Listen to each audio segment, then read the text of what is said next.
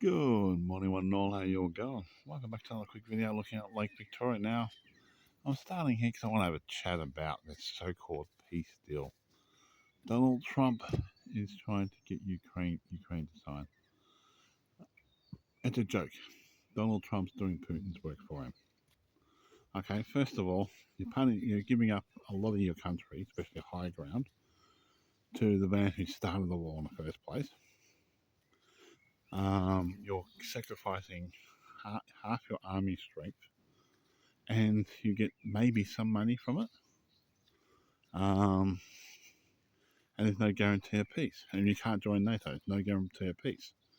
Donald Trump is working for Putin. It's simple as that. He always has been. He always will be. I simply, if I was the leader of Ukraine, politely decline the offer, come up with a counter offer that Putin will never accept, but everybody else in the world would accept. And then basically wait till the next election in the US. Because I can guarantee you now, unless the Democrats really fuck it up themselves, they're going to win by a landslide the next election. The Republicans have really sort of shot themselves in the foot, plus cut their own throat. That's my personal opinion on that one. Donald Trump's a perfect example of that, because basically he is not a friend of Ukraine, not a friend of peace, not a friend of democracy. He is Putin's little bitch. And that's how you look at it. Now, the reason why I'm saying this is not a good deal at all for Ukraine. Okay, let's say they do this. Russia then grabs land that illegally grabs land, put massive amounts of troops into there, hundreds of thousands of troops into it, because that's what they're going to do. They're going to secure that area. They're going to fortify it. They're going to bring more supplies into there, more tanks, more other things, more foreign troops like Ukraine and Chinese troops and other troops they have there. And then once the dust is settled, and before the ink even dries on the contract, they'll invade Ukraine again. And they will invade. And that will be game over for Ukraine. This branch has got to get in the wrong spot. The bloke who did all the cutting and all that, put that in the wrong spot. I'm going to take it out to the beach. So, being honest with you, it would be a foolish move by Ukraine to sign that peace deal. As simple as that. It does not benefit them. They're basically cutting their own throat by doing so. And I would not do it. Politely tell Donald Trump to say no.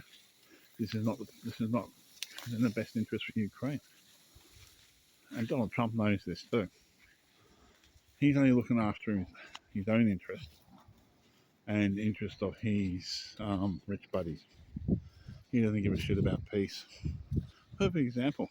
He's now the leader of Syria, who used to have a $10 million contract on his head and used to be a terrorist, is now a great friend of Putin, a great friend of Donald Trump. And then the man who basically everybody knows put a hit on a journalist. He's now friends of Donald Trump. This is how politics works. This is how businesses work. Sad to say, but it's the truth. Donald Trump is no friend of democracy. He's no friend of Ukraine, nor is he a friend of the American people. He's in it for himself, his family, and his rich buddies. He wants to give the illusion that he's a man of peace. He's full of shit. Okay? If he had any real balls or any real idea of peace, he would be putting more pressure on Russia. Literally, I would stop anything that.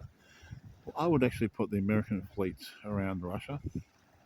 Stop anything that leaves Russia, any ships, any cargo that goes into other lands, I'll be stopping that. Any aircraft, all aircraft will be stopped. All cargo would be stopped. Nothing goes in or leaves Russia.